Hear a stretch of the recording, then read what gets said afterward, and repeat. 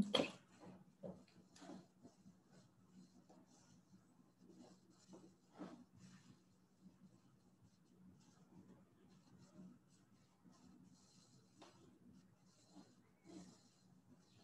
All right.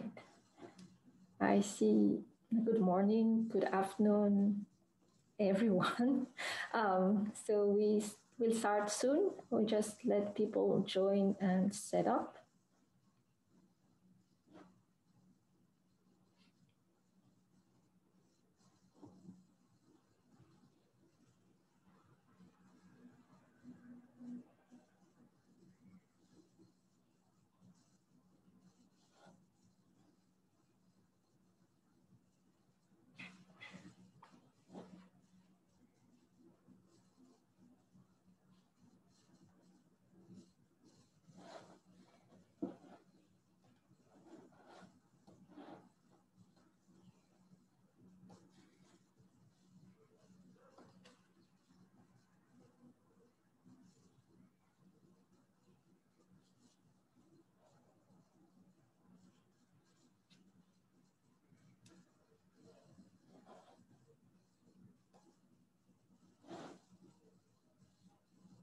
Okay, one more minute in case we have more people joining, and then we will start.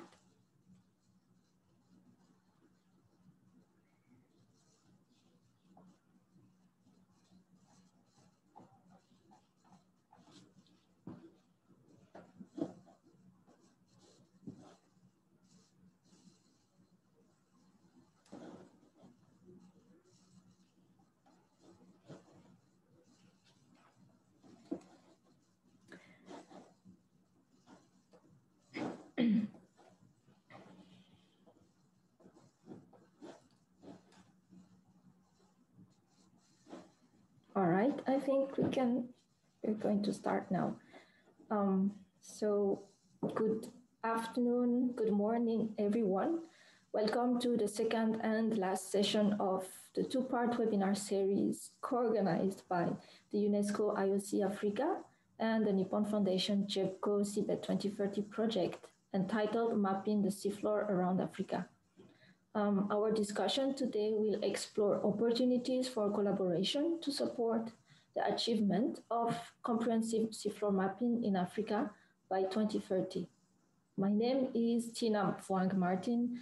I work at the Atlantic and Indian Ocean Regional Center for the Seabed 2030 project at Columbia University as a data manager for the Indian Ocean. I will be the moderator for today's session. Before we start, let me just remind a few housekeeping rules to ensure we have a smooth and productive session. So as an attendee, you are muted and you cannot share your screen.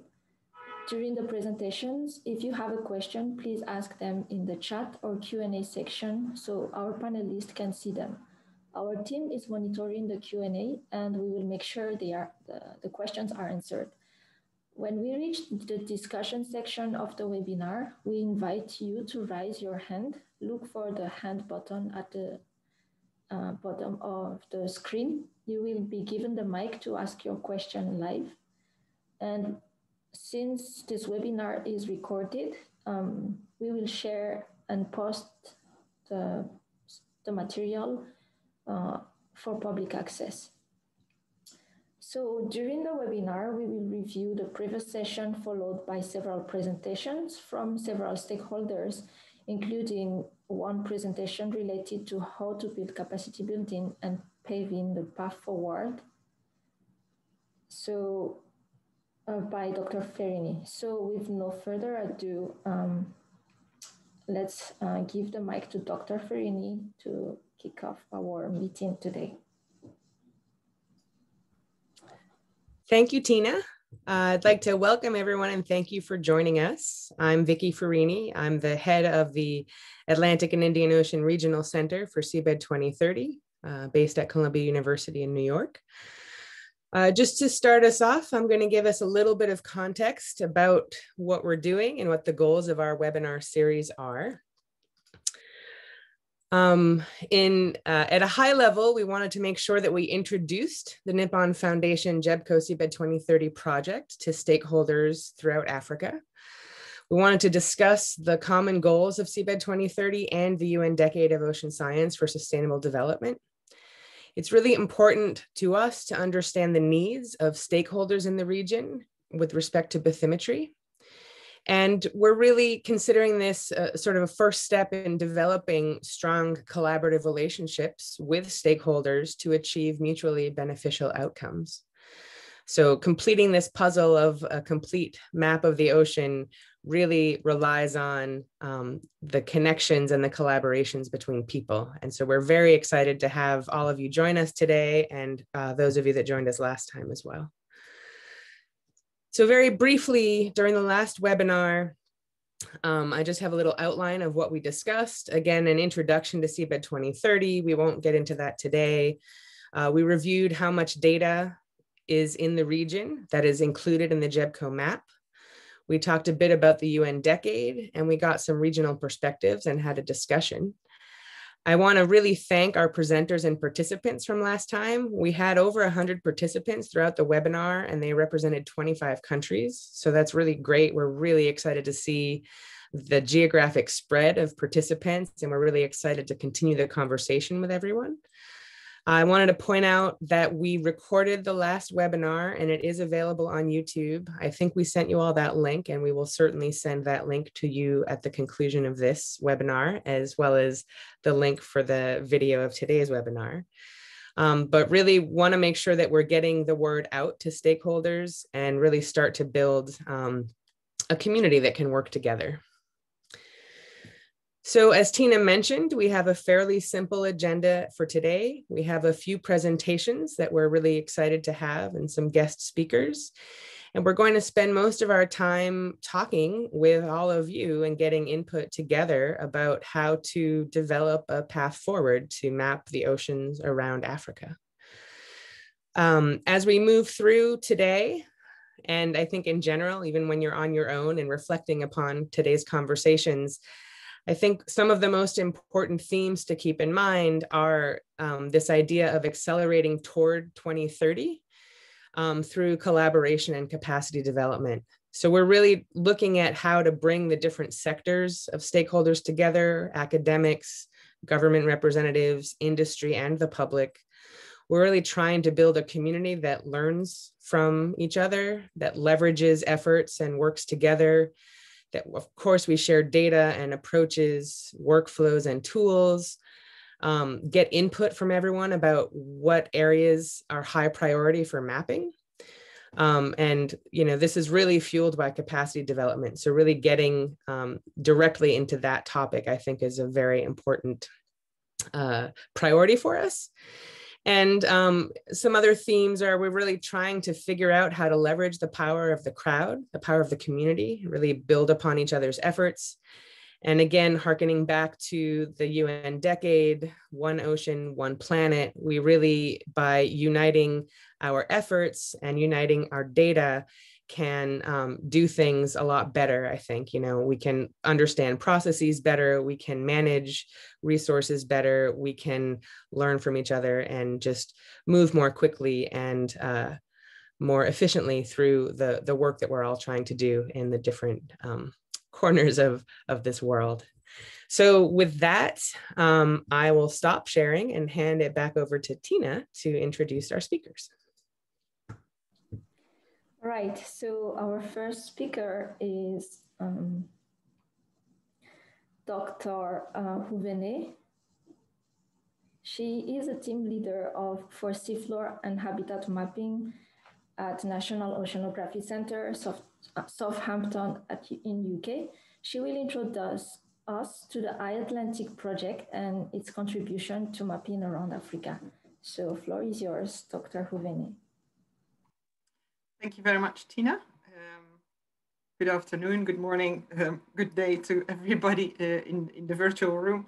Thank you very much also to the organizers for inviting me to give an insight in the iAtlantic project and what we hope to do around Africa in terms of mapping. I will try to share my screen and hope the technology is working with us. So if all goes well, you should now see my presentation intro slide. Is that correct? Yes, we can see it. Okay, grand. So thank you very much again for inviting me to come to this meeting. iAtlantic contribution to mapping around Africa. So iAtlantic is a European Horizon 2020 project with the main aim of creating an integrated assessment of Atlantic ecosystems in space and time. The project is part of a series of European projects. There are 4 in total, and iAtlantic is the project that focuses most on deep and open ocean, but all of that work has relevance for more coastal ecosystems as well. The project has 5 objectives. First of all, we will do a lot of ocean observation of Atlantic ocean circulation, physics, biochemistry. The second objective is the one that's of relevance today, is ocean mapping of the seafloor and of habitats at a basin, a regional and a local scale. Then follows the ecosystem assessment, stability, vulnerability of ecosystems, and very much also looking at tipping points and potential thresholds for climate change impacts and other anthropogenic impacts. There's an important chapter of capacity building in the project, and we are very motivated to strengthen cooperation across the entire Atlantic. And finally, the final objective is to define requirements and inform policy towards the sustainable management of our Atlantic Ocean. The projects that are funded under this European Horizon 2020 call were very much driven by the Belém statement on Atlantic research and innovation cooperation. So there's a very strong link with South Africa and Brazil to make sure that the South Atlantic is very well represented in the project as well. So that was one of the major drivers. The project combines 35 partner institutes, 2 subcontractors, 12 associate partner institutes, and the total budget is 1.6 million euros, although through in-kind contributions, we had the plans for a 30 million euro expedition program. Of course, unfortunately, the pandemic has made major changes to that expedition program, but we are still trying to collect as much data as possible. I've just circled our South African partners in the partner list there, and you can see the lead PIs in each of the partner institutes that we work with in South Africa. So as I'm indicated in the initial slide, there's a very important component on ocean mapping, that is habitat mapping. So both seafloor and habitat mapping is very important in this project because the eventual aim of the project is to assess ecosystems. So for the work package that looks at mapping, the aim is to map at a nested range of appropriate and feasible scales the present ecosystem status of the deep and open ocean ecosystems in the Atlantic. And specifically that evolves to evaluating and expanding current knowledge on ecosystem distribution and the physical environment across the Atlantic. So that includes bathymetry. And then we aim to describe the 3D structure of key ecosystems at regional and local scale. The project also wants to identify the main environmental drivers behind ecosystem spatial patterns. And we also look at identifying and applying the optimal technological developments that enable the mapping activities. So basically, as I said, we work at a nested range of scales. First of all, we work at the scale of the entire Atlantic.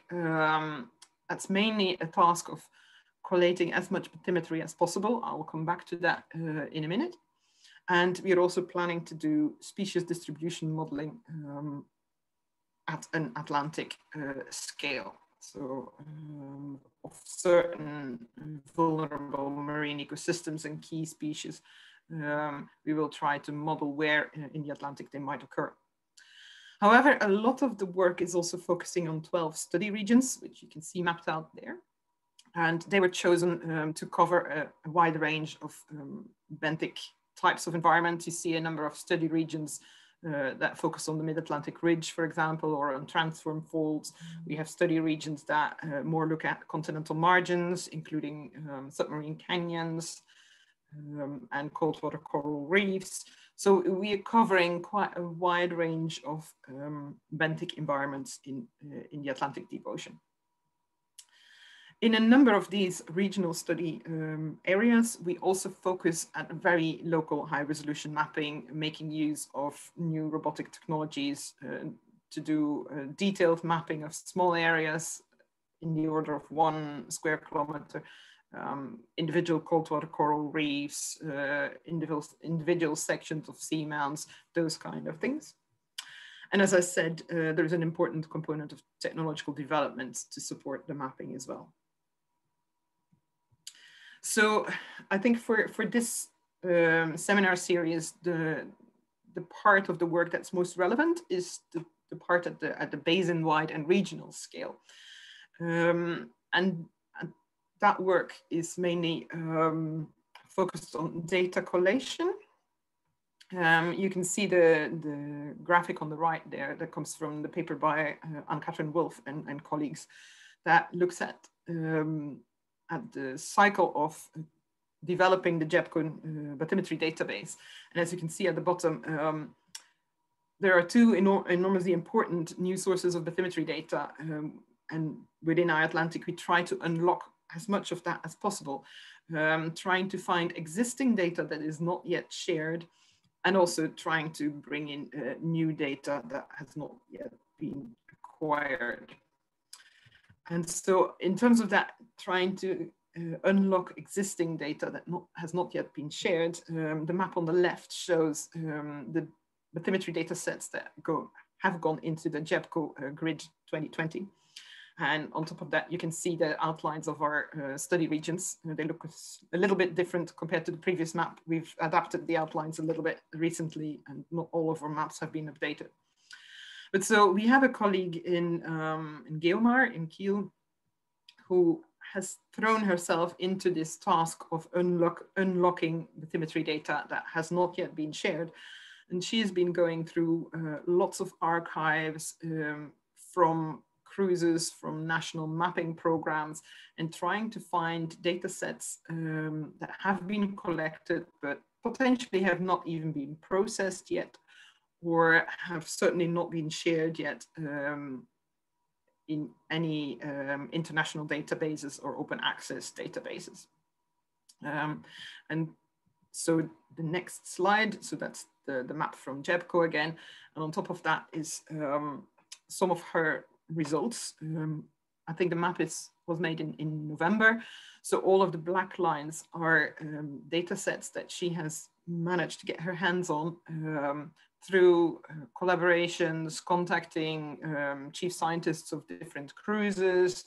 As you can see, a lot of those data sets are transits where actually our scientific colleagues were recording bathymetry data, but with not a clear scientific aim related to their project. And therefore those data quite often went shelved, were not processed. And so within iAtlantic, we are trying to find, at least identify all of those data sets, and now trying to also obtain permission for that data to be made publicly available, or at least the derived grids to be publicly available. And so on the left-hand side, you see a table. She's identified a whole series of data sets within the IHO. Some of them probably not yet processed, but then she has a whole lot of other data sets. And then there are a number of data sets that come straight from the iAtlantic project, including new data that has been collected in iAtlantic. So in November, we were 1.5 years into the project, and she made a kind of summary of how much data she had been able to identify. The data sets that she manages to identify and obtain permission for publication in an open access database, they go into the Pangea database. And from that place, we will also display them in our online GIS as part of iAtlantic. That GIS is called a GeoNode. And for the moment, it just has the shape files with the outlines of existing bathymetry data sets. Some of them already publicly available, some of them not yet. And we will, through Pangea, we will also feed our data into the EMODnet bathymetry framework for people to have a web server where eventually the data can be consulted and downloaded. As I said, iAtlantic will also do some data collection. For example, in January last year, our German colleagues went out and collected data across the Atlantic, 7 weeks at sea, 250,000 square kilometers mapped. And we also had grand plans for the rest of 2020. Not all of them materialized thanks to the pandemic, but gradually our partner institutes are finding ways to be able to send their ships to sea again with a sufficiently strong crew that mapping work can take place again. And I'm just zooming in on what our African partners are planning to do. This is a slide provided by Andrew Green from the University of KwaZulu-Natal.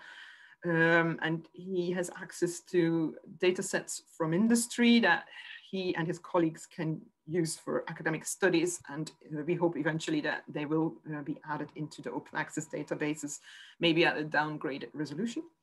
Andrew also has plans to go and do a multi-beam and a high resolution seismic survey, as you can see indicated in the white polygon there. And that's in collaboration with International Mining and Dredging House. He's also working on the other side, the Indian Ocean side. That's not so much part of iAtlantic, but it's probably of relevance in terms of Seabed 2030 mapping around Africa. So also there, the University of KwaZulu-Natal has some strips of bathymetry data already, and they have planned more data collection with multi-beam and high resolution seismic data. It was planned for 2020, it was delayed. He hopes that it will come off in 2021. Just to summarize and finalize this presentation. So as I said, we also have technological developments to improve mapping.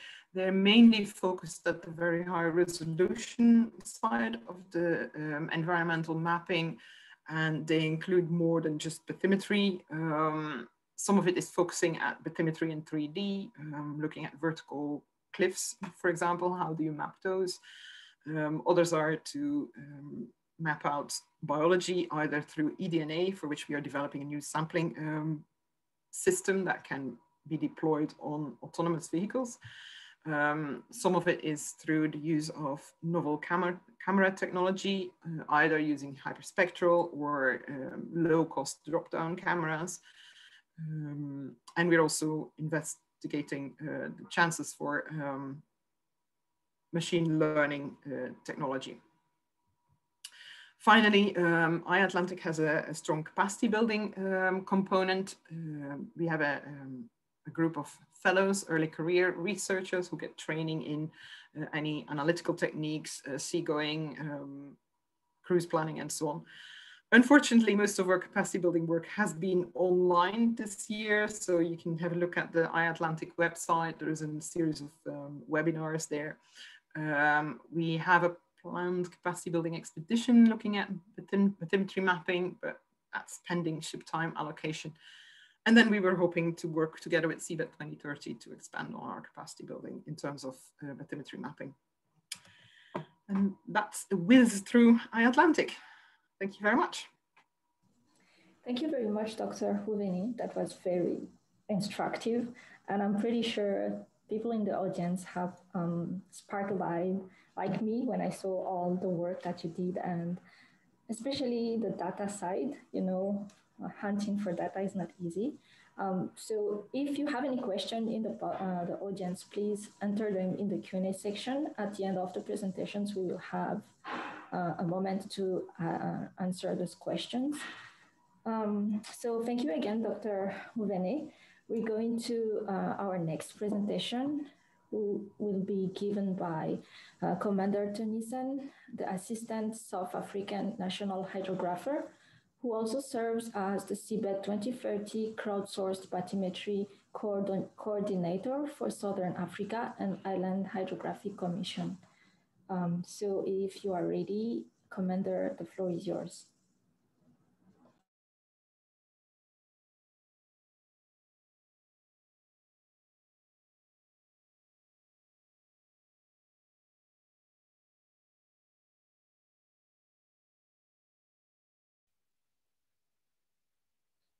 Good afternoon, good morning, everyone. Thank you very much for this opportunity to present at this forum. I'm Commander Christoph Tennyson from the South African Navy Hydrographic Office. I'm the Assistant National Hydrographer. I'm also the coordinator for the Southern Africa and Islands Hydrographic Commission with regards to crowdsourced bathymetry, newly appointed as of beginning of this year. So finding my feet and plowing forward. So this afternoon, I would just like to give a brief introduction on South Africa's contribution to Seabed 2030 with regards to crowdsourced bathymetry in South Africa. I'll be giving some broad strokes as to a pilot project that we've embarked on, the progress thus far, what the aim of the project is, what we wish to achieve, and just some of the technical aspects that we've looked at and the way forward. Thank you very much. Next slide, please.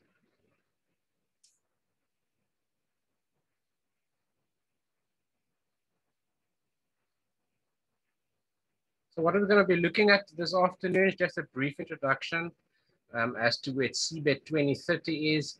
I think we've been well introduced to Seabed 2030 thus far. I'm just going to give some broad strokes. Dr. Farini will also recognize some of her slide input as well as some of the graphics that she presented at the SCI conference. Thank you very much for that. Then also just a brief overview on the International Hydrographic Organization, or the IHO Crowdsourced Bathymetry Initiative, followed by crowdsourced bathymetry in South Africa, the current status of the pilot project, the way ahead, a brief conclusion, and I'm assuming the questions will be reserved for after all the presentations. Thank you. Next slide. So what is Seabed 2030? Seabed 2030 was led by the Nippon Foundation in collaboration with JEPCO, and it is a project that is collaborative in nature to inspire the complete mapping of the world's oceans by 2030, and to compile all bathymetric data into a freely available JEPCO ocean map. So what is Seabed 2030 aspires to? It wants to enable or empower the world to make better policy decisions, use the ocean sustainably, and undertake scientific research that is informed by detailed understanding of the global ocean floor. So you can see that Seabed 2030 is truly global in nature, and the aim of this project is going to be beneficial for all users of the world's oceans. Thank you. Next slide. So just a brief overview of the aims and where we want to go and where we were with the global oceans mapping. So if we look at this image here, the status of mapping in the Southern Africa area in 2014, you can see that the data is extremely scarce, with most of the data being limited to either parachute soundings and some dedicated scientific surveys like seismic surveys for marine biology, etc., etc. So it's a pretty grim picture that was painted in 2014, and there is a lot of room for improvement. Next slide. Skipping ahead to 2020, you can see that the picture has changed dramatically. And there's a lot more data that's been ingressed and processed into the JEPCO chart. However, you can still see that there are vast areas where there is very little or very low density bathymetry data available. And the aim of Seabed 2030, at least in the Southern Africa, the region of influence, is to try and fill those gaps as far as possible. Next slide, please. So in terms of the International Hydrographic Office's crowdsourced bathymetry initiative, this stems from 2014 when the IHO initiated a collaborative project to enable mariners to collect what we now call crowdsourced bathymetry. A working group was formed within the IHO tasked to look at crowdsourced bathymetry, and they developed the B12 publication called the Guidance on Crowdsourced Bathymetry, which is available on the IHO website.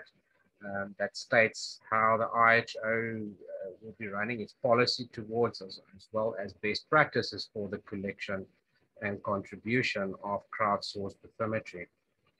The IHO Data Center for Digital Bathymetry is of course the home for crowdsourced bathymetry, and it is basically a pipeline that allows the public to contribute as well as discover and download crowdsourced data via a web-based viewer interface, which is available on the JEPCO website. Next slide, please. So what is the IHO looking for? What do they want the public as well as industry and other spheres of influence? What do they want to ingress? We're basically looking at some of pretty much all the major industries and users of the world's ocean. For example, fishing, private industries and boating, research vessels and companies, hydrographic surveys, as well as even tourism.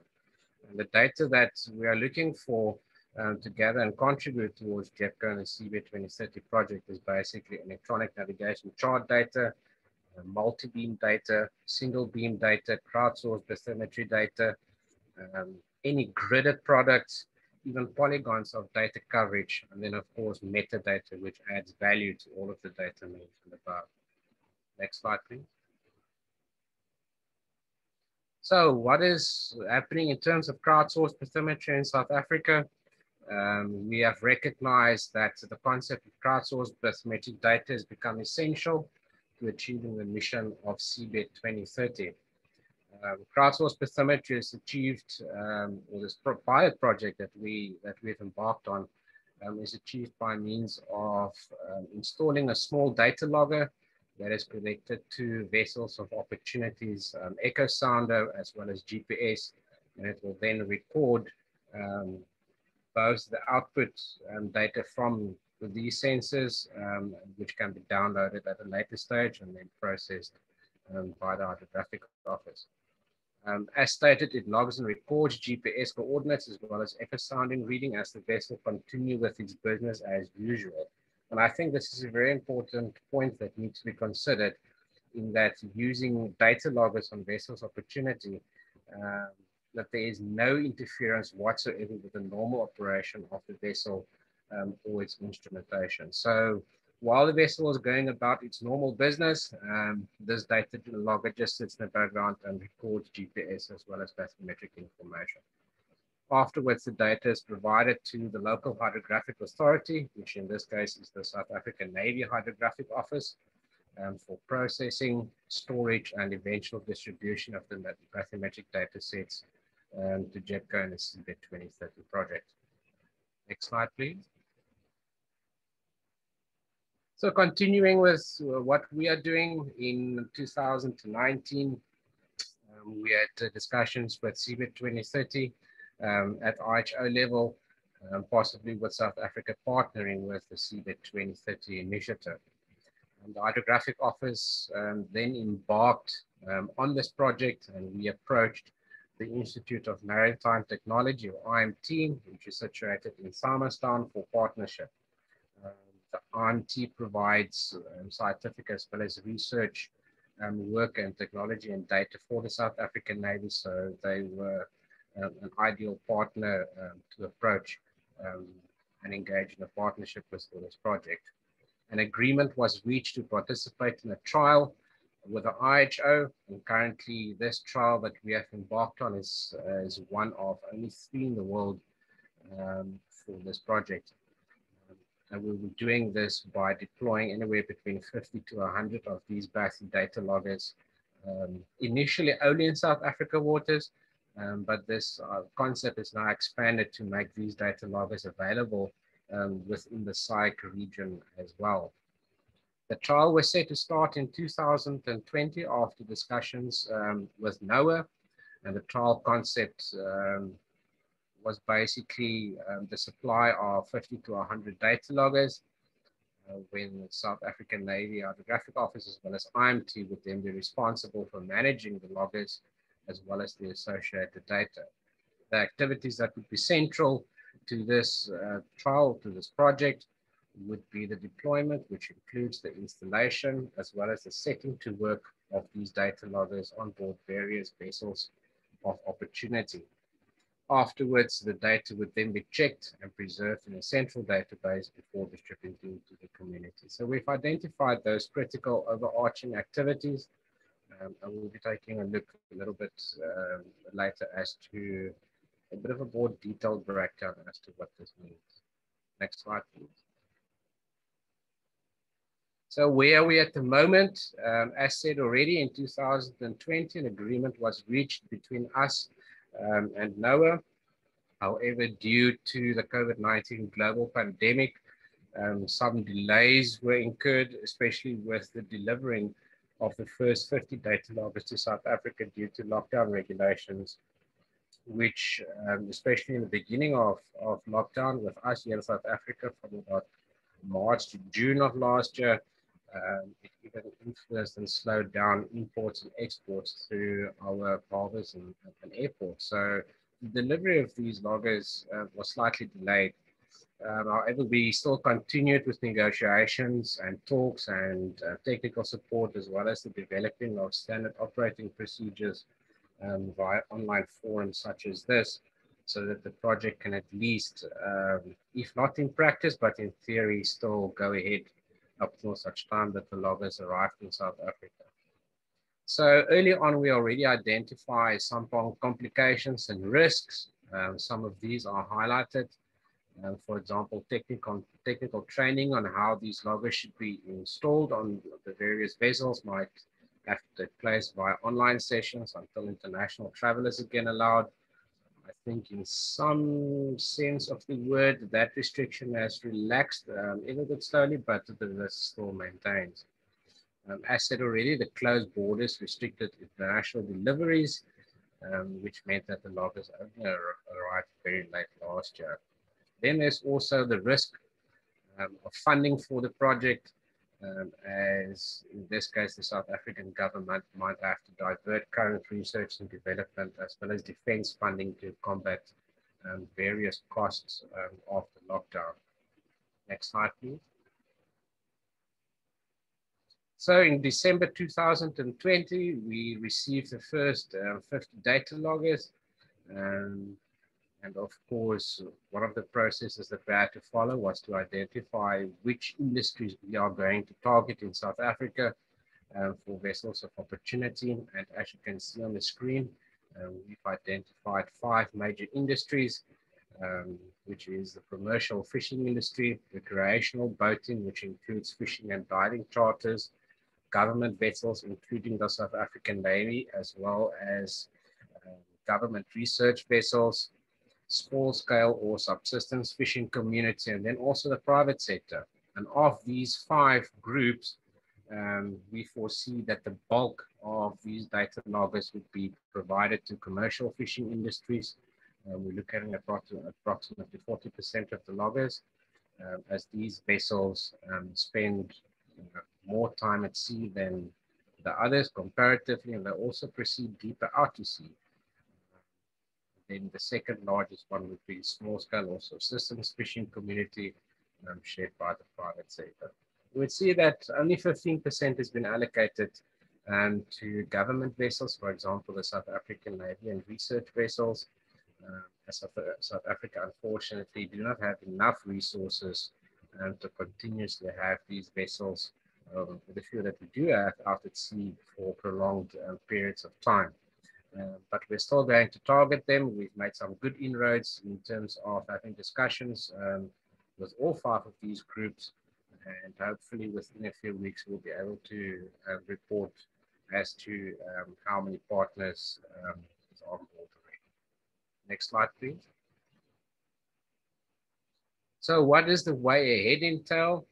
We continue to identify and introduce the concept of Seabed 2030 to South African role players. We've sent letters of invite to major role players as identified already. Unfortunately, only a few responses were received. This is possibly due to the fact that it was sent over the festive season and it might have been lost in holiday traffic, etc. But we are re-evaluating our options. And there's a couple of new role players that have since stepped up. The setup of South Africa's crowdsourcing bathymetry structures, the basic procedure developed, which includes the detail on the 2 main arms of the project, namely the technical side of the project provided by IMT, as well as data management by the Hydrographic Office.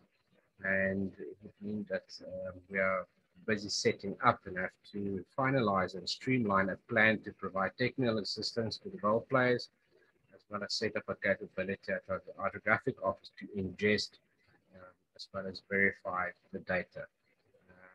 You would see throughout this presentation and through discussions that there's quite a bit of setting up of workflows, new SOPs that we have to develop and refine. And I'm sure once the project comes a reality in terms of vessels identified, loggers placed, these SOPs need to be refined. In terms of technical competency, it is a possible risk that we've also identified. We have to establish the technical knowledge to set up and install the loggers. We have to determine whether it be possible to have roaming units and develop a comprehensive metadata form. Discussions regarding this topic has already started, with IT technicians speaking to the technical team from NOAA. At present, these discussions will have to be on video conference platforms, but possibly for a site visit by the international continues to exist when COVID-19 situation does allow. The initial rollout and hardware installation of these loggers, as said already, we've received the first 50 loggers. It was initially planned that the first of these loggers would be deployed and operational by October last year. Unfortunately, this is now actually moved to the right. We're happy to report that after receiving these loggers in December of last year, IMT has already started trials on one of these loggers on board their organic research vessel, Sealab in Simonstown, and the Hydrographic Office is waiting in anticipation to receive the data and see what the data looks like so that we can start developing the SOPs on our side. Next slide, please. So it is optimistic to assume that the first data sets coming to the Hydrographic Office will be mid to late 2021 due to previous delays. And given the first data sets, the process and handling and capturing the information should be refined.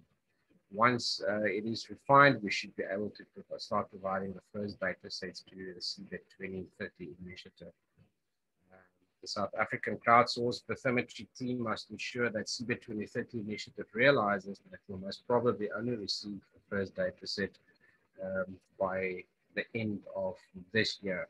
To be quite honest, that seems very optimistic at this point in time, given some of the delays as well as some of the risks that's been highlighted already. Next slide, please. So in conclusion, you can see that this project is collaborative in nature between not only the South African Navy Hydrographic Office, but also that with IMT, close discussions with NOAA, JEPCO, and Seabed 2030. And as of end of last year and beginning of this year, we have now also reached out to the Southern Africa and Islands Hydrographic Commission within the IHO to spread the word.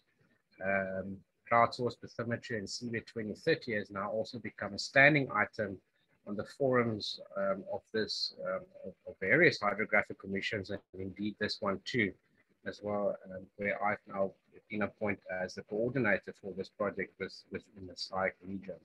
So the aim is to spread the collaboration and the coordination throughout the region, and we invited all member states within SAIC to participate actively within this project and to assist us as far as possible. In terms of technical innovation, hopefully it will be spreading some capacity within the region. These data loggers are a new concept, at least to us, and I'm sure it would be to other states within the region as well. And if we can pave the way, we as in South African can pave the way, we can actually develop all these SOPs, create some technical knowledge, and then assist other member states within the region to set up their own procedures, and also to make the other 50 data loggers that still need to arrive in the country available to those nations, so that it then becomes a truly regional project in terms of collaboration and coordination. So there's some exciting times ahead of us. In terms of data acquisition, I want to reference the South African National Hydrographer, Captain Theo Stokes. He also sends his regards, that he describes this project as eating an elephant. It might sound funny, but you do it little bit by bit.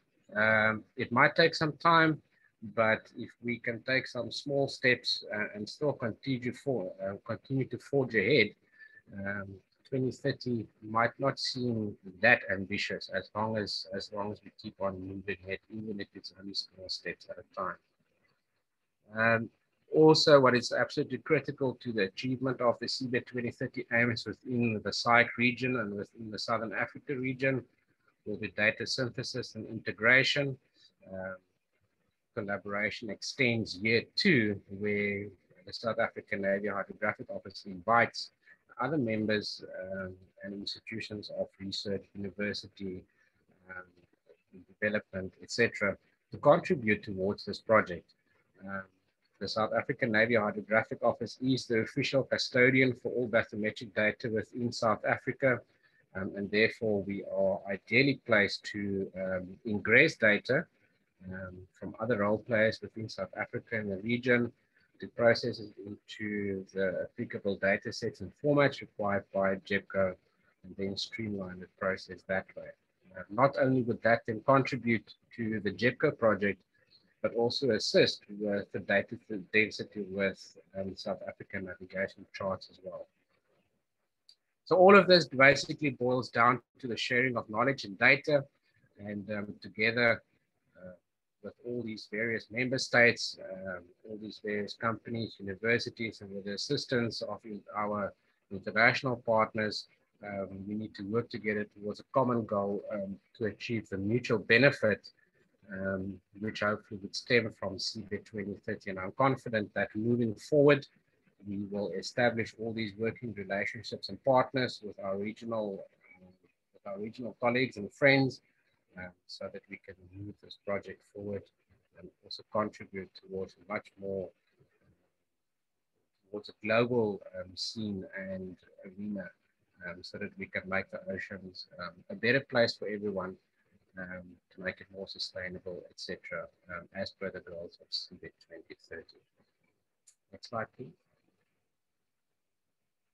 That concludes my presentation on South Africa's pilot project for crowdsourced bathymetry, not only in South Africa.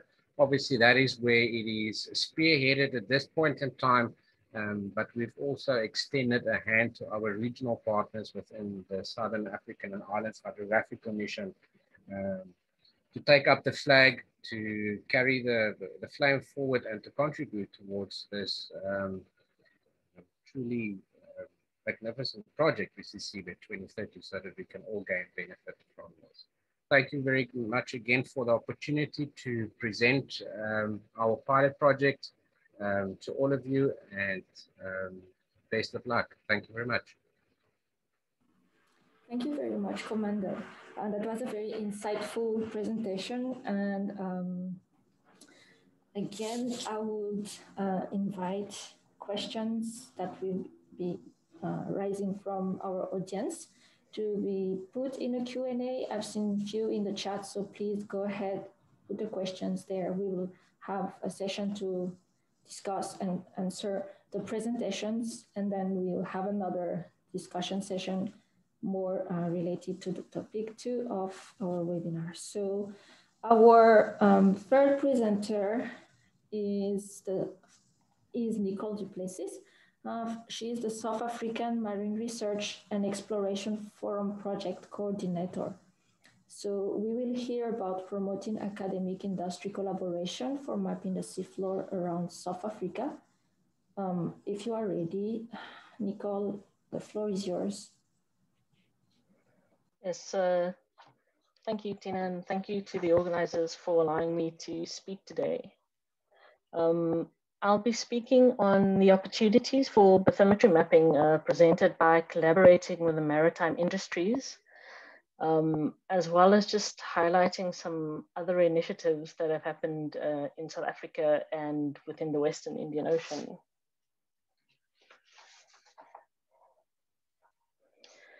So the South African Marine Research and Exploration Forum was established in 2016 and is hosted at the South African Environmental Observation Network's Igagasini node in Cape Town.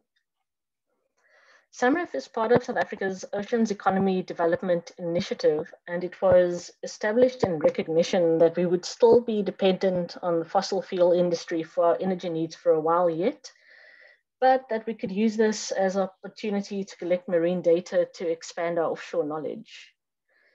The forum was launched through the signing of a memorandum of understanding between our then Department of Science and Technology, which is now our Department of Science and Innovation, and the Offshore Petroleum Association of South Africa. And forum membership is comprised of relevant national government departments, research institutions, and universities, and OPASA. But SAMREF is, however, open to signing additional MOUs with other industry associations, which could then join the forum. The SAMREF Secretariat offers a brokerage service between industry and researchers with the objectives to identify and take advantage of data collection opportunities presented by maritime industries and to facilitate new collaborative offshore studies. We have had some data sharing successes, not around bathymetry. So I'm just going to discuss or introduce one of our still in process projects. But being hosted by a research institution, we haven't only looked at or waited for external requests to come in, but also looked inward as to how we can help the research within SAON. And also being one of the few institutions working on the offshore environment, the seafloor is quite important, especially to our colleagues working on benthic biodiversity. So the Petroleum Agency of South Africa, or PASA, is an oil and gas regulator, and a copy of all seismic surveys and cruise reports are deposited at the end of the seismic cruises. And so we had the initiative to go to PASA and ask them if they would make available all their bathymetry data that can be extracted from the offshore oil and gas seismic surveys. And this image here is just from PASA's online portal, where companies can select and have a look at the seismic data and buy it from them. So this just shows all the 2D seismic surveys. So if I can just go back there, if you can see the blue line, that's the South African EEZ. And then just zooming in here, you can see that there's quite good coverage on the shelf area. And I use the word potential here in the heading because I'm not exactly sure which surveys will be made available. but it's likely that only data older than 5 years would be open to the public. That's what we have been told in the past. And just to show that the green areas on the map there are our marine protected areas. So there have also been a few 3D seismic surveys that have taken place. And this has been, or rather is, quite a long process due to the capacity constraints, both in terms of human capacity, as the staff at PASA obviously have their own job commitments, but also in terms of the more technical capacity, because the machines that they're using to extract the data are used for their commercial operations as well, and that obviously gains preference. So they have been busy extracting this now for,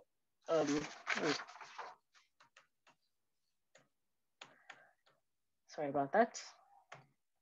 They have been extracting this information now for the past 6 months. Obviously, lockdown also impacted them, so we were all working from home, and some of us still are working from home for the past year now already. And so I've just included this slide here to highlight that there are already really promising maritime industry initiatives that have been implemented. The FUGRA-NOAA collaboration is, I believe, a Seabed 2030 initiative, and we would be super keen to have something similar happen in South Africa, although there are obviously a lot fewer surveys happening. And then also PGS have, on their own initiative, decided to share their data that they have. And we do have a data sharing agreement in place for them already, but things have been quite quiet since the pandemic, which has impacted their operations. And then, of course, the World Ocean Council continues to provide a space for industry research collaboration through their activities. And for me, I think the submarine cable industry is really a missed opportunity, as they need good seafloor data for their operations. But currently, I'm not aware of the process, what this is, or how this happens in South Africa. So any information on that would be really cool. And I think besides the cable laying operations, every time they have to go out and repair or inspect their cables, that's an opportunity to collect more data.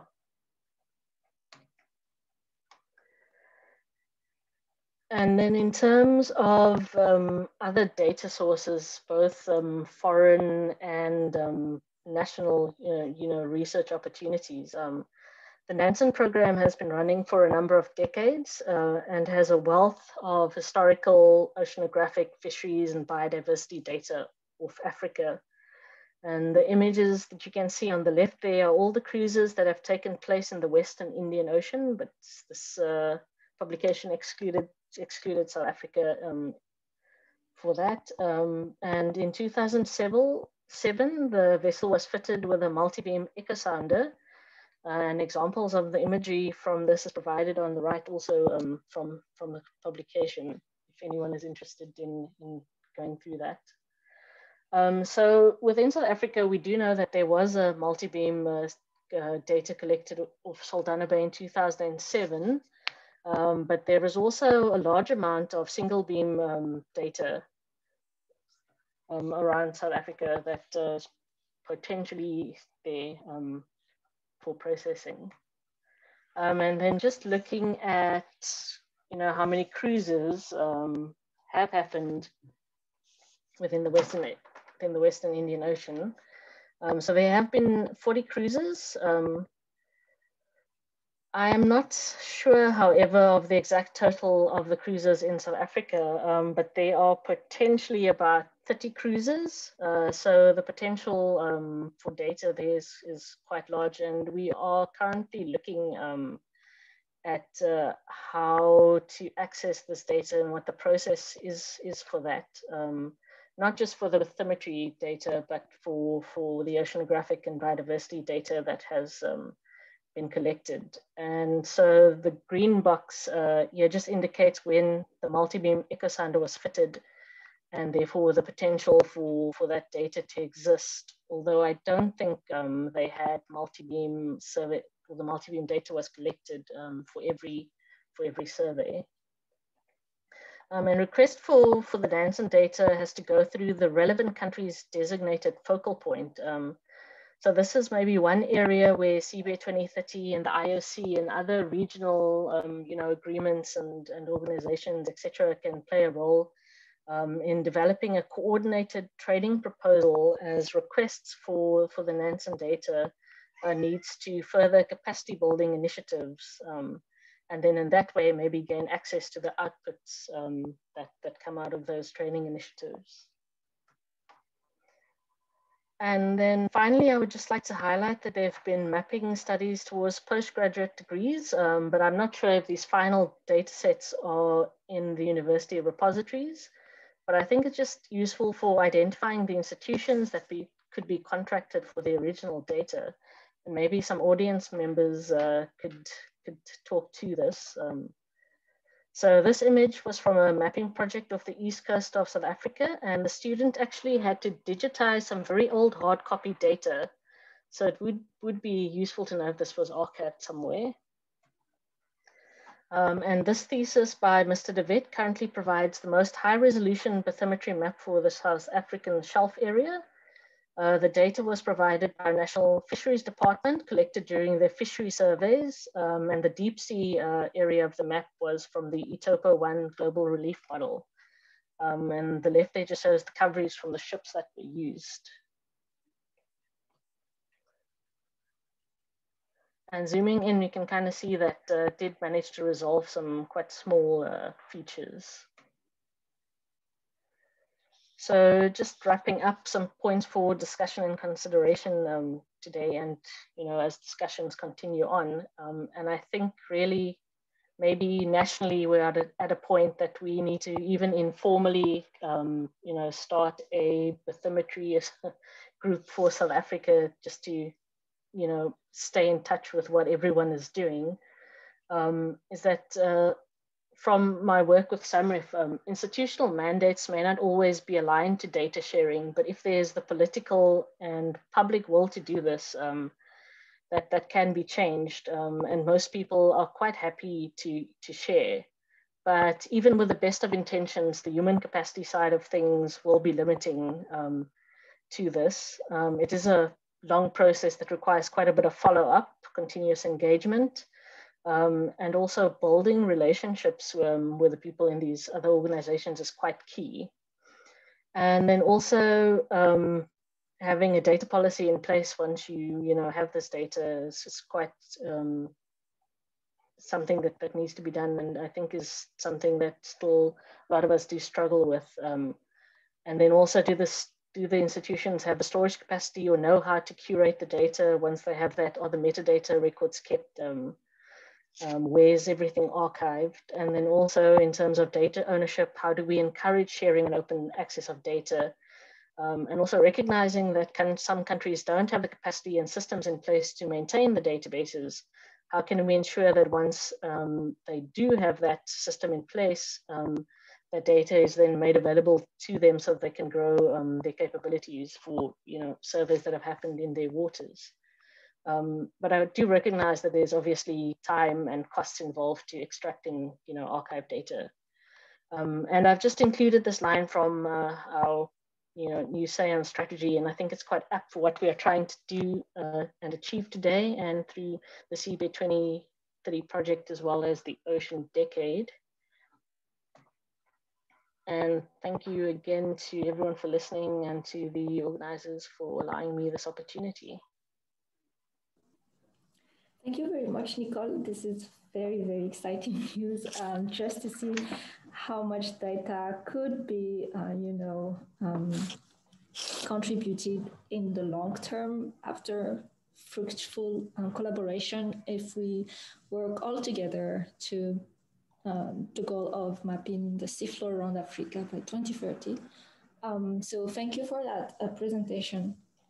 So That was our last presentation. I've seen a few questions in the chat and in the Q&A. So in the next few minutes, I'm saying few minutes, but this is now the time to discuss about the presentations. If anyone has questions, please raise your hand. I will read the question that we have right now in the Q&A. So Melzedek Ozore asked, I am interested in knowing the ration that government of South Africa contributes toward the Seabed 2030 among all the collaborators, and in what form is it mostly? I guess Commander Turnison could answer the question, but if anyone has an input, then please go ahead. Thank you for the opportunity, and thank you for the question. At this point in time, if I understand correctly, there's two parts to the question. The first part is the ratio of data provided. I'm not exactly sure what the ratio is that is provided, but from the South African Navy Hydrographic Office side and from the National Hydrographer side of things, we have submitted all our bathymetric data that is based, or actually the bathymetric data that is the source for our electronic navigation charts to JEPCO already. And we are currently in the process of verifying the data that we have submitted already to JEPCO to see if there's any possible gaps or if there's any data sets that we have received recently that has not perhaps been submitted to JEPCO. So we're in the process of verifying that. But offhand, I can categorically state that from the National Hydrographer side of things, that our electronic navigation chart data has been made available to JEPCO, and we endeavor to continue doing so, as well as hopefully ingress data from other collaborators in the South African government side of things, in the various departments, as for example, Nicoline du Plessis' department as well, but also from private industry and partnerships, so we can build on those data sets, and as they hopefully come in, submit them to JEPCO Seabed 2030. Thank you. Thank you, Commander. I haven't seen any hand raised or question, so please, I invite the audience, if you have any remark, questions regarding our presentations, please raise your hand, use the chat, ask the question in the Q&A.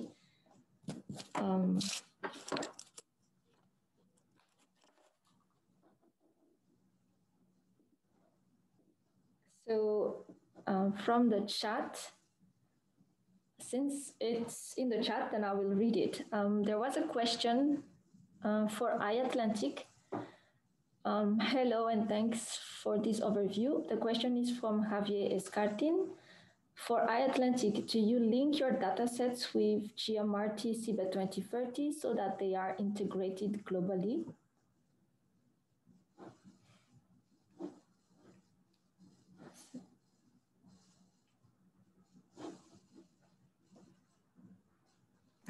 Sorry, working the technology. So yes, we are discussing with Seabed 2030. It's a multi-step process, but we first try to identify the data, then we assess how publicly available that is. We try to make them publicly available. The data, raw data, go into Pangea, and then from there it gets piped into EMONTnet Bathymetry, which gets piped into Seabed 2030. So it will end up there, yes. Thank you.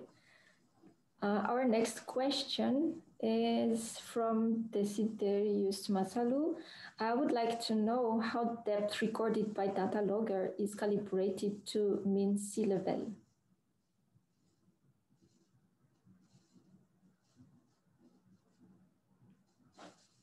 So anyone could answer the question? Commander Tennyson from South Africa again. I think that data logger question might be aimed towards the pilot project that I explained. With crowdsourced bathymetry, and as indicated and highlighted by the IHO already, we recognize that not all bathymetric data that will be provided via the crowdsourced means might be to hydrographic survey or scientific or research standards. So that has already been identified and accepted by the IHO and by the members, various member states that is prescribing to crowdsourced bathymetry.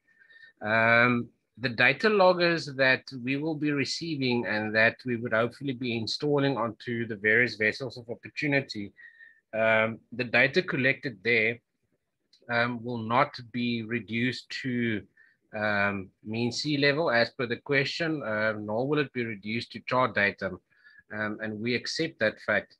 We also need to recognize that according to IHO survey standards, that once you exceed 100 meters depth, that there's no requirement to reduce your data to chart level or means or chart datum or mean sea level, that you can use the data uncorrected for any tidal influence.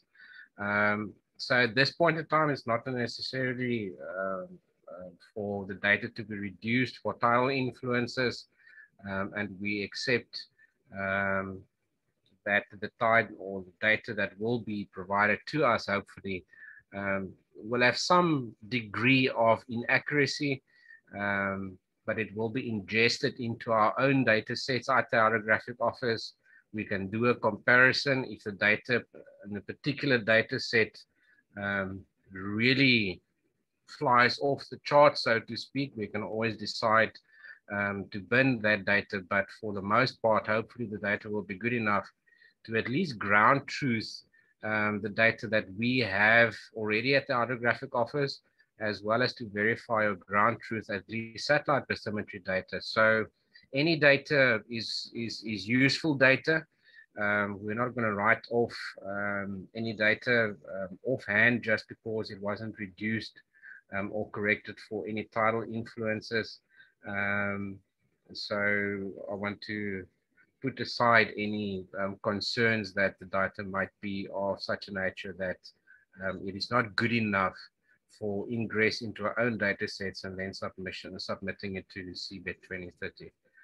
Hopefully that answers the question. Thank you. We have another question from Zachary Suhu. I want to know what is the minimum depth, what the minimum depth is possible to record according to your equipment.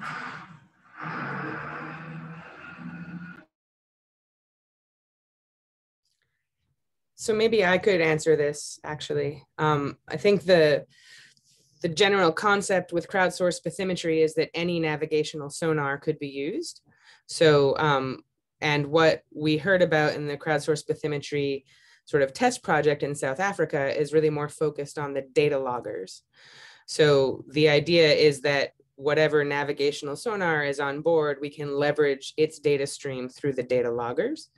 And that can certainly be in very shallow water. There are examples of crowdsourced bathymetry yielding really detailed bathymetric maps of places like the Great Barrier Reef. In the context of Seabed 2030, of course, that scale of horizontal resolution far exceeds our resolution goals.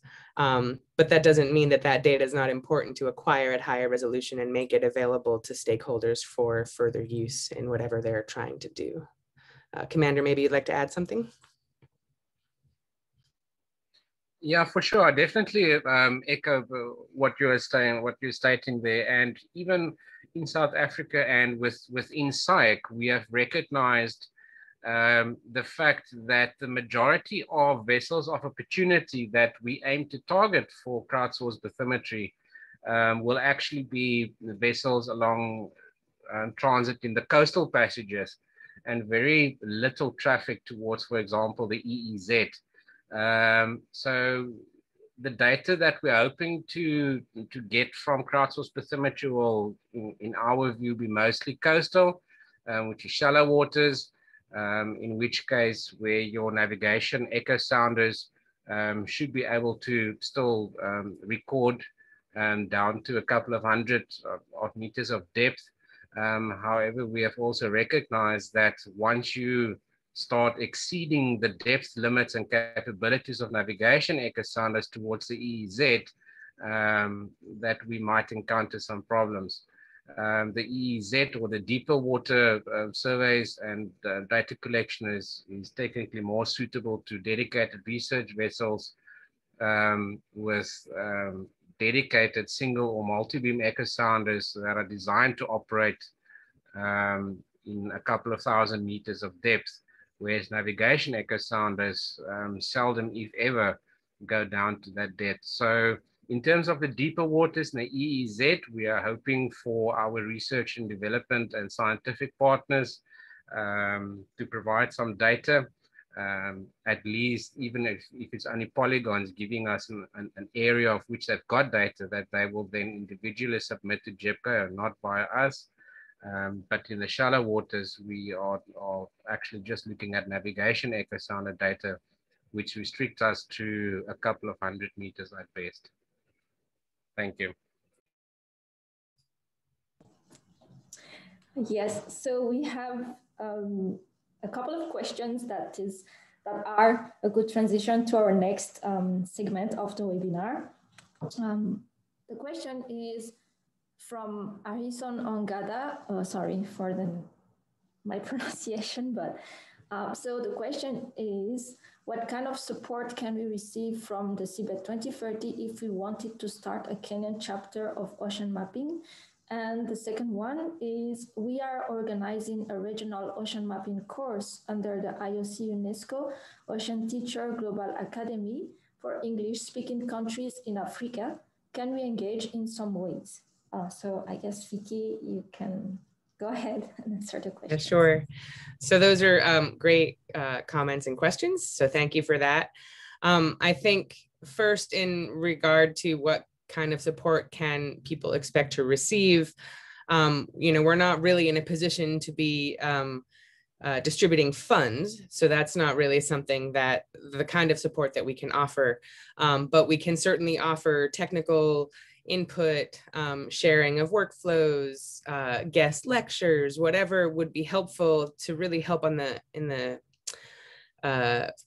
concept of capacity development. And the second question there about the ocean mapping course, that's wonderful to know about. And I think we should follow up offline to figure out how to best offer some resources and engage with you as you're developing that, because this is exactly the kind of thing that I think can help us build the momentum that we need to ensure that the expertise and the technical resources that we are sort of aggregating at a global level can be distributed and leveraged and utilized at a local and regional level. So thank you for those comments, and thank you everyone, all the speakers, for your presentations, and everyone for your questions and discussion. I'm going to move us along to just a few more slides with the focus on capacity development, and then leading us into another discussion period. I used this slide last time, but just again to emphasize, we're trying to figure out how best to work and to build a global community that has the momentum necessary to meet the goals of not only Seabed 2030, but also the UN decade. We're, as a planet, we're confronted with some very serious challenges, and both of these projects offer key opportunities and data resources and community building resources to really get things moving in a whole new way. I think that the this global community that we're learning to build and trying to bring together is going to have very long lasting effects. And that's a really exciting outcome that I know we can look forward to from the next decade.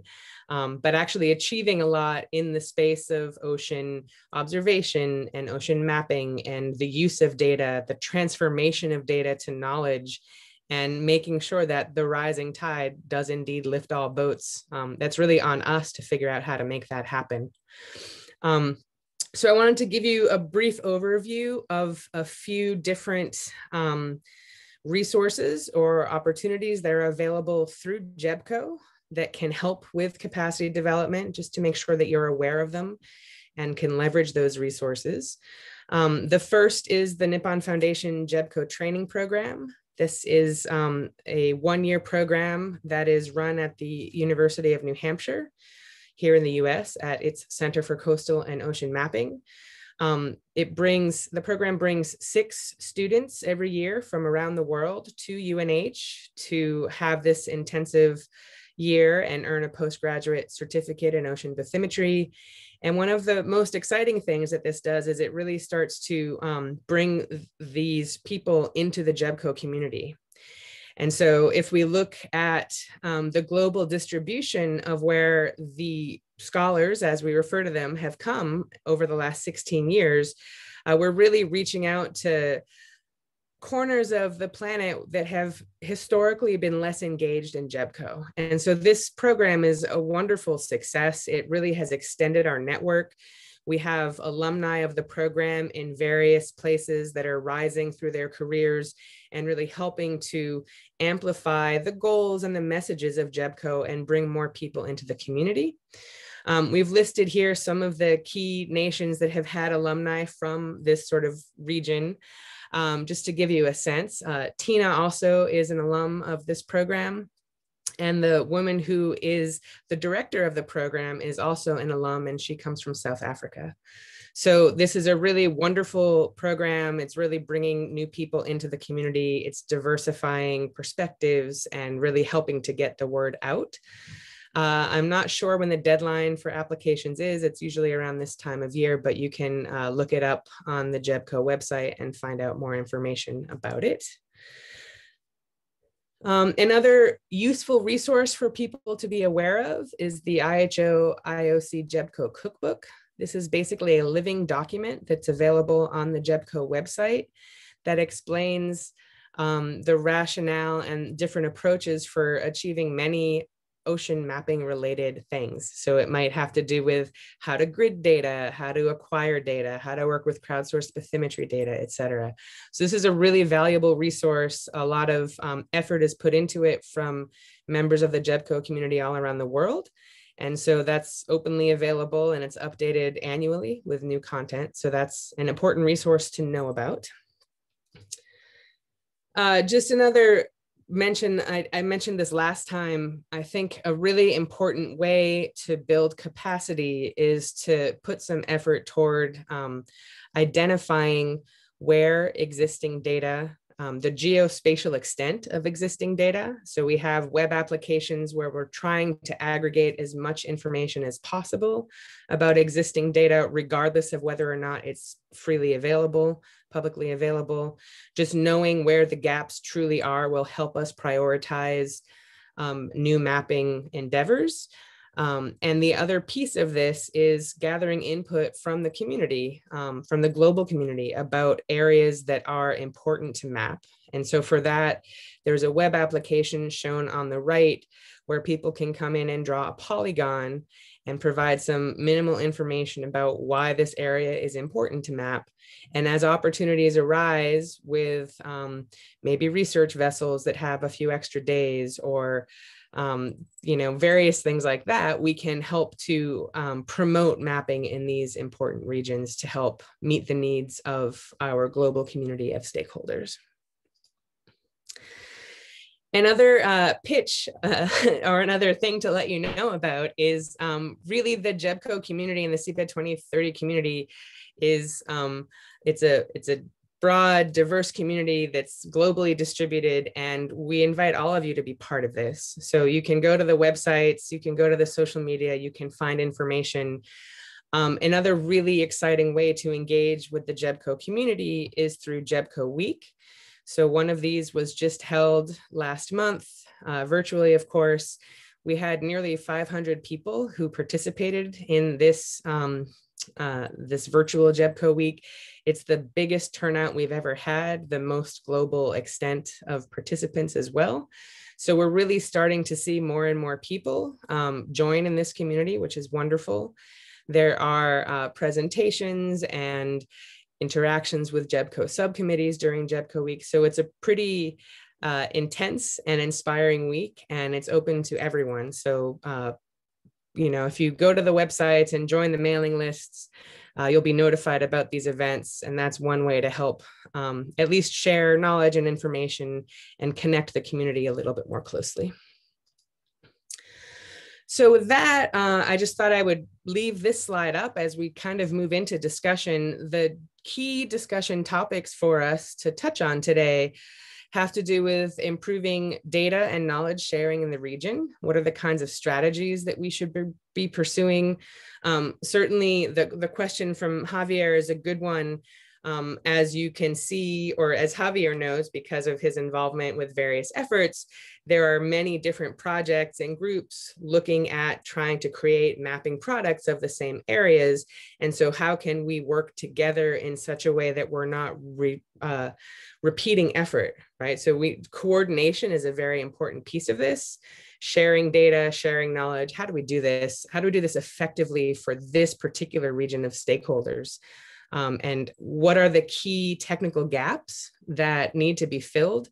What can we as a global community do to help empower the work that's going on regionally around Africa and accelerate things for the sake of those regional stakeholders as well as the global efforts?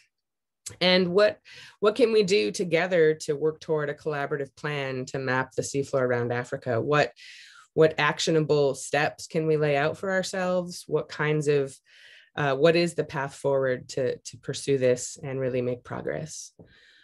So I'm gonna stop talking there and ask Tina to come back on and ask everyone to feel free to offer some ideas here. We have some questions that we can offer to help stimulate conversation, but these are the general themes that we'd like to discuss.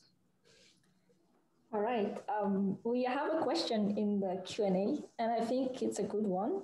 Amon Kimberly asked if there is a possibility through Seabed 2030 to access to trial or research use only of specialized software to clean, visualize, and develop ocean seafloor maps. To try, so like if there, I don't know, I'm not sure if I understand the question. I think we should just invite Amon. I agree.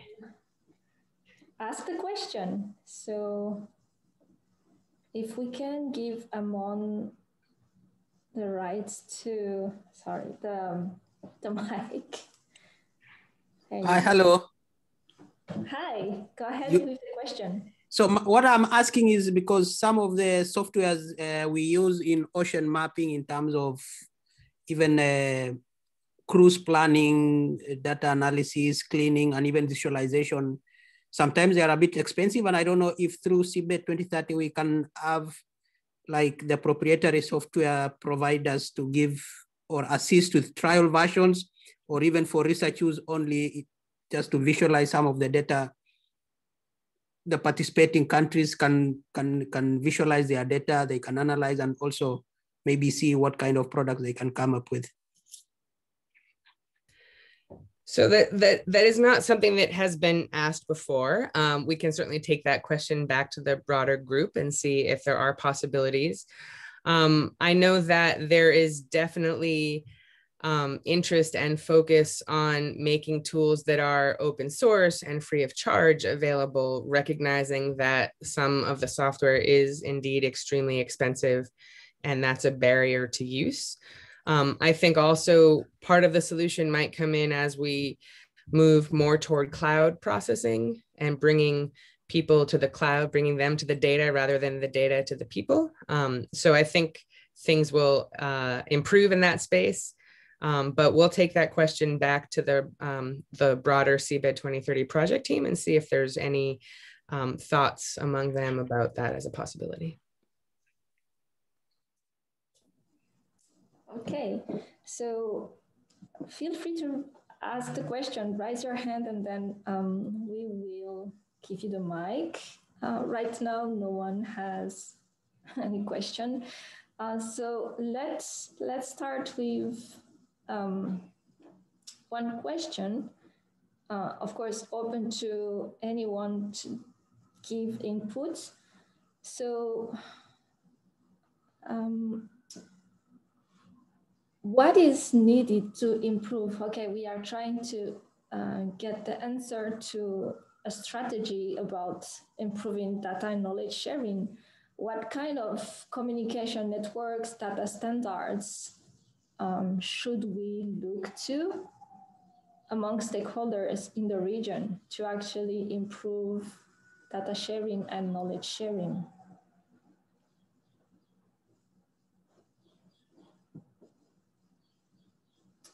Anyone? So another way to think about this is, what are the current barriers that are in place that prevent data and knowledge sharing, and how can we work together to overcome those? Okay. We have Mika.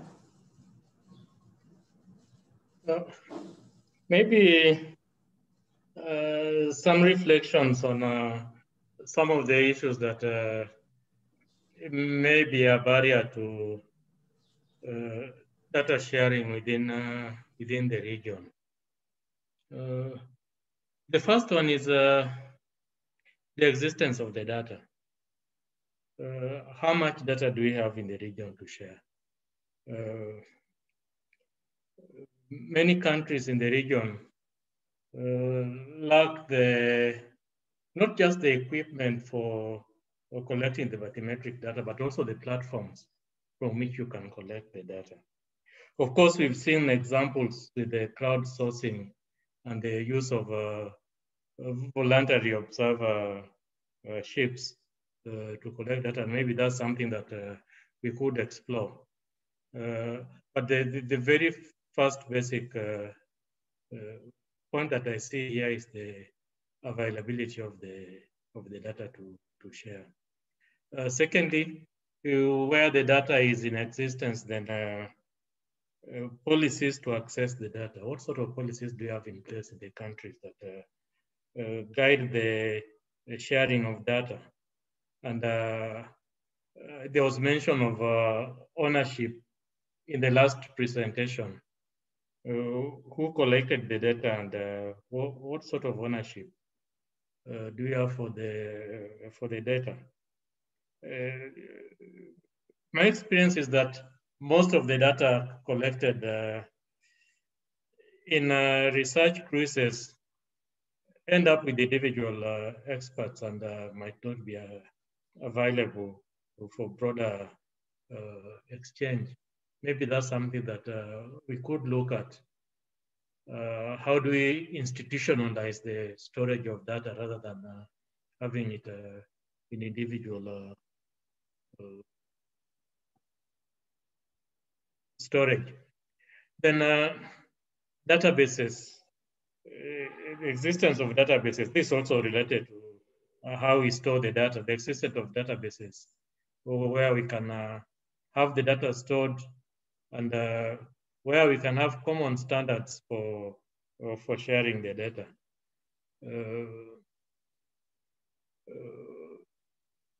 Something else that might also be of concern is that there are many organizations that may be collecting data within our waters, but these data do not usually end up within the national institutions. Some time back, IOC supported a couple of initiatives. First of all, we had an initiative with the US NODC and the former Soviet Union countries, where we tried to do data archaeology for some of the data that have been collected by Soviet Union vessels on the coastal waters of Africa, digitize this and avail them to the countries. I'm sure if you now go back to some of those institutions that we worked with, you might not find the data because maybe somebody stored them in their own personal databases. Then also a few years ago, we worked with Kenya Maritime Fisheries. I think Harrison is on this call and he could also help us with this, to look at cataloging the cruises that have taken place in the coastal areas of Western Indian Ocean, and looking at the availability of data from these cruises. This, of course, included the bathymetry. Maybe we could do a similar initiative covering broadly the entire coastal part of Africa, that we have a feel of how much data that is really available for sharing and what sort of formats they are in for sharing.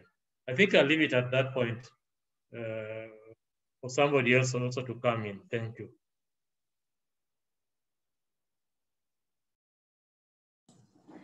Yes, so just to continue with, I think the same topic, we have Commander Tennyson who raised his hand. Yeah, if I may continue on what Mika said and what's been alluded previously, the making available of data gets a bit complicated, especially when you have quite a few nations within Southern Africa and the rest of Africa for that matter, where the member states or the actual states themselves do not do or is not responsible for the charting in their own waters, where you have what we call charting authorities, external states that provide or actually compile and produce navigation charts for other countries. For example, in the case of South Africa, we are the charting authority for Namibia. So although we have the navigation bathymetry data for Namibia, we are not in a position to make that data available directly to, for example, JEPCA or Seabed 2030.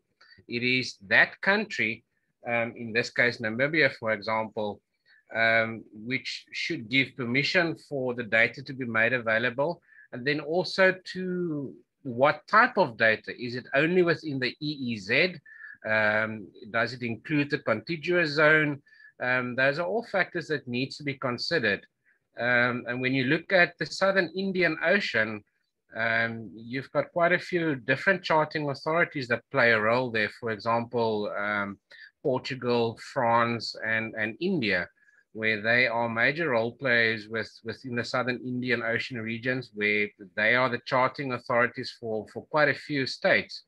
But those countries, those charting authorities do not have the permission to release the data. It is up to those individual countries that has to come to some sort of agreement as to what data, how much data, to what grid size, or to what sort of resolution are they going to provide data, which is an issue which is also tackled by the IHO. In fact, last year, the IHO asked its member states to make available sort of an idea of whether or not they're going to participate in crowdsourced bathymetry, and if so, to what extent. And for example, quite a few countries, in actual fact, the majority of the member states within SAIC haven't responded to that questionnaire yet. So there are some challenges with regards to, in terms of on national level, of who the charting authorities is, or who the charting authorities are, and then the individual states have to come to some sort of decision as to are they going to provide data via the charting authorities, and if so, which maritime zones and to what resolution. So that is something that's a bit of a risk and an issue that is still ongoing.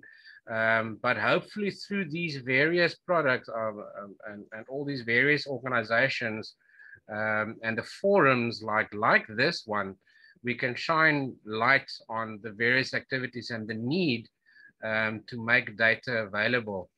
And as Mr. Evert Vlier from Norway has also indicated on various forums, and especially at SAIC, any data is better than no data. So even, for example, if a country is not willing to share data within its contiguous zone, South Africa, for example, we are one of them.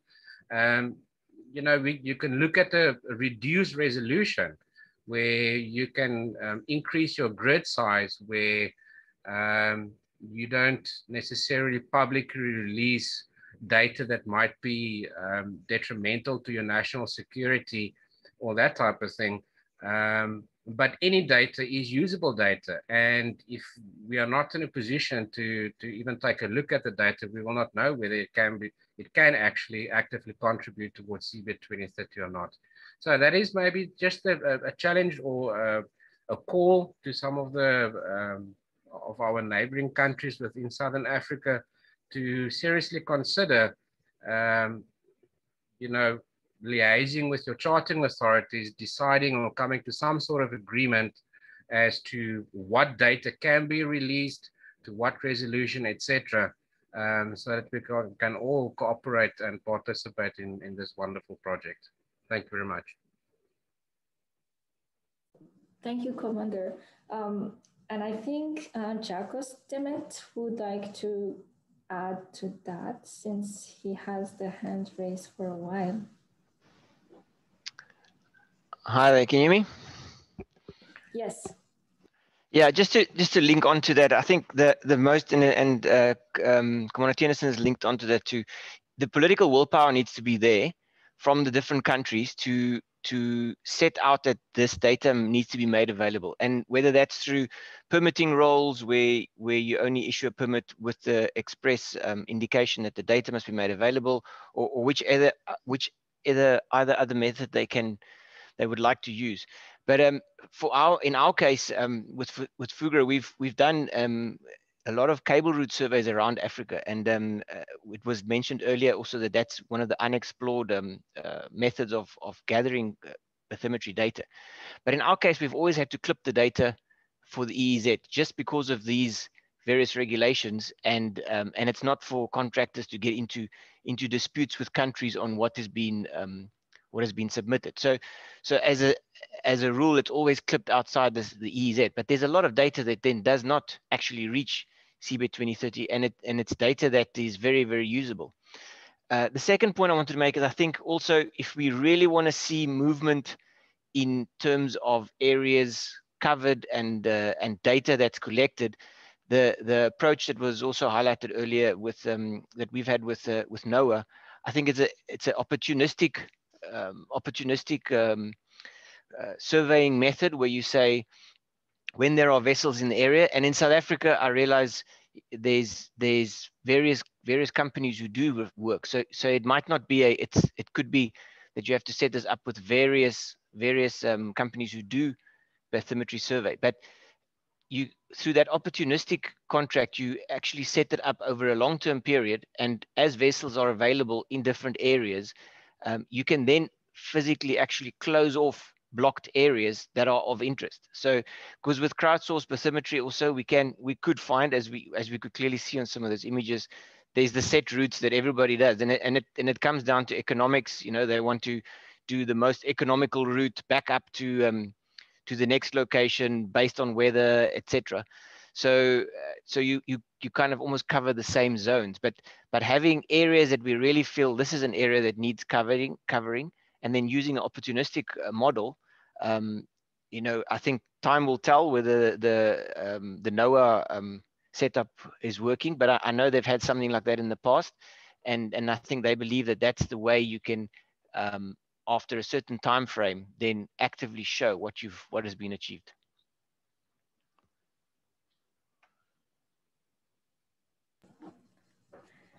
Okay, so to follow up, I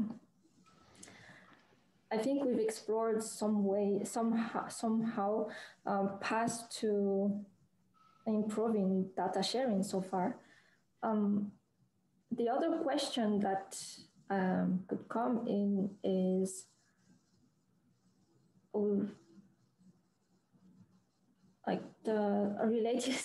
related to the skills and knowledge.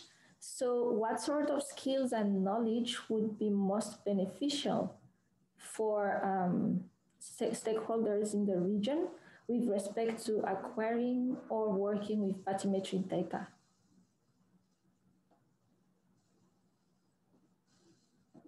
I've seen, I think, a question in the Q&A that is related to that question. I would invite Desiderius Masalu to ask the question or give his suggestion live. If we can give him the permission to speak. All right.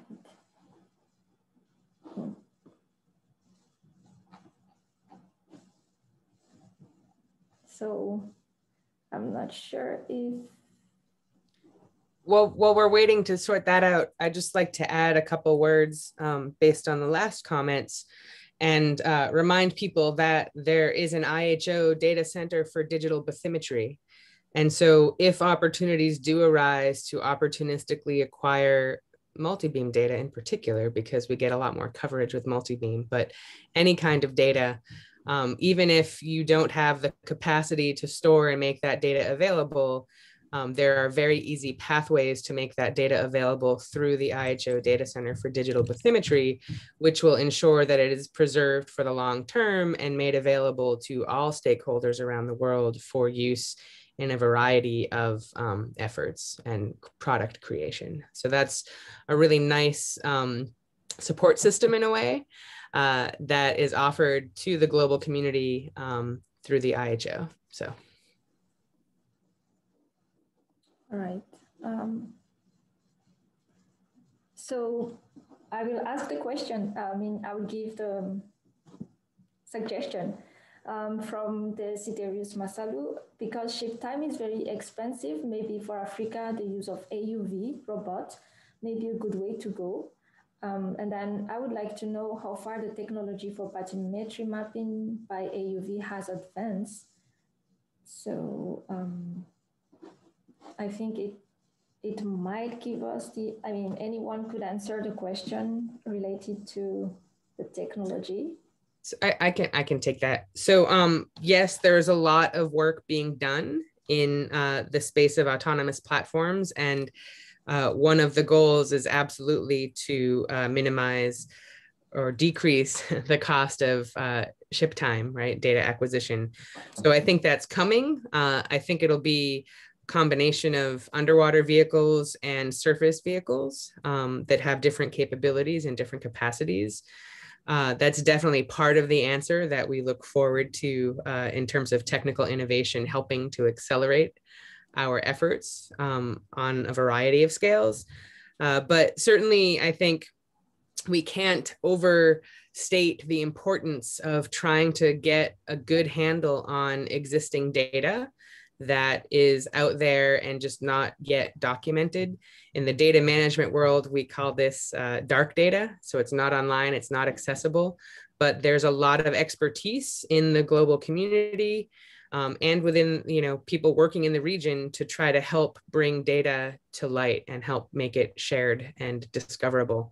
So I think that's a place where we can share knowledge, share technical resources, share ideas on how to get that data out there, which will help us much better identify where the gaps are, so that with these expensive ship days and platforms coming online, we can really use them in the most efficient way to fill the gaps and meet the needs of all the stakeholders. All right, so I'm still looking for the input from the audience related to the question what sort of skills and knowledge would be most beneficial to stakeholders in the region with respect to acquiring and working with bathymetry data.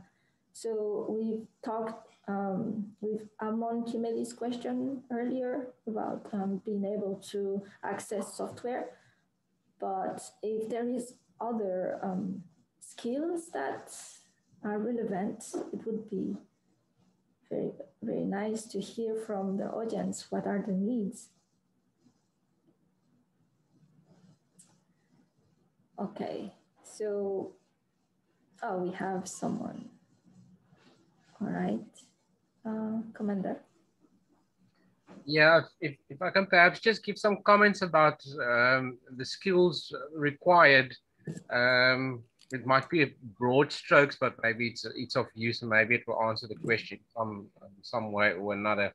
Through the IHO and its various organizations, they are very involved towards capacity building within the regional hydrographic commissions, where there are capacity building initiatives being published where member states can participate, usually through the individual hydrographic officers or representatives that sit on the IHO, or that's being represented at the IHO.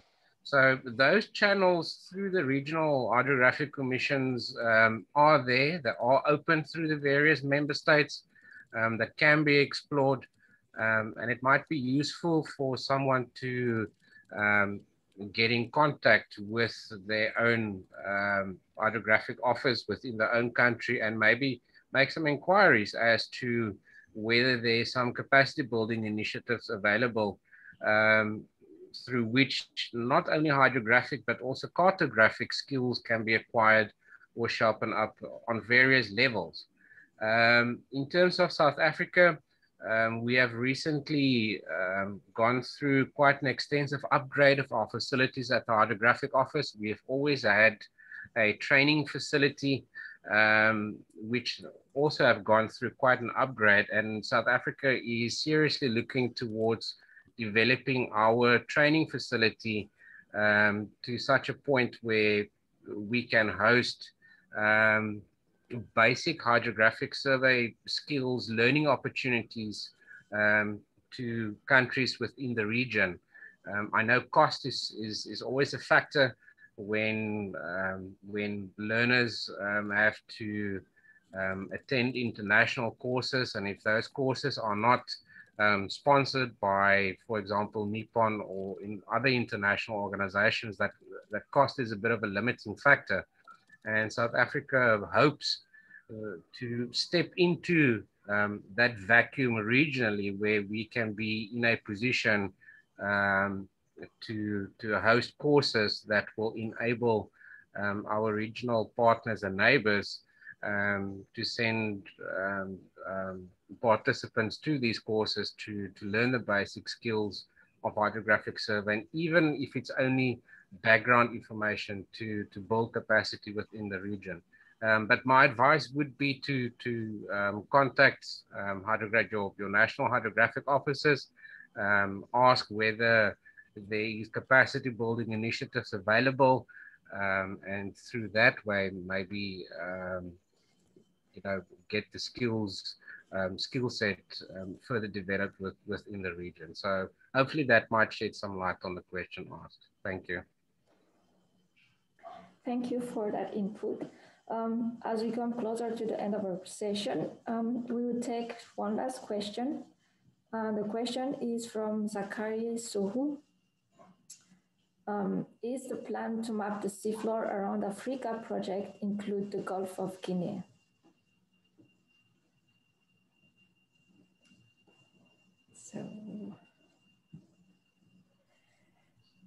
So I guess I can answer this from the perspective of Seabed 2030. And in short, the goal of Seabed 2030 is to facilitate and inspire the mapping of the entire ocean floor. So we hope to see 100% of the seafloor mapped.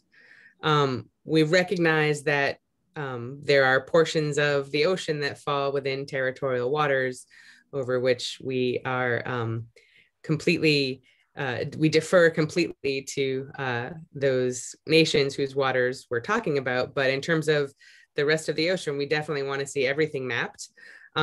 It's a big ocean. There's a lot that hasn't been mapped. That's why it's very important to get input from stakeholders about the importance of mapping in different regions so that we can bring that to various conversations that might have to do with opportunistic mapping or dedicated mapping programs, work through clearances as necessary, and work to get the data and deliver it to all the stakeholders who need it. So I'm not sure if that answered it in the way that you were hoping, but hopefully that sheds a little bit of light. Thank you, Vicky. So we are almost close to the end of the webinar. I invite Mr. Mikawadito to wrap up and summary, give us some few words before I actually close the session.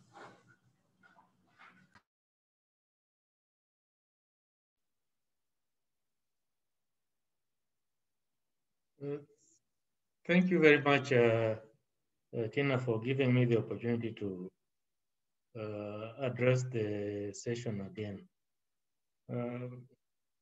Like I said during our first session last week, we really need to think of how we can work together to ensure that the sea floor around Africa is fully mapped by 2030, which links very well to the period that we are having the UN Decade of Ocean Sciences for Sustainable Development. Like you have seen in a number of the maps that have been shared today and also last week, we have large gaps in data from our region, which we need to address if we are to make any headway in having comprehensive mapping of the areas around our continent.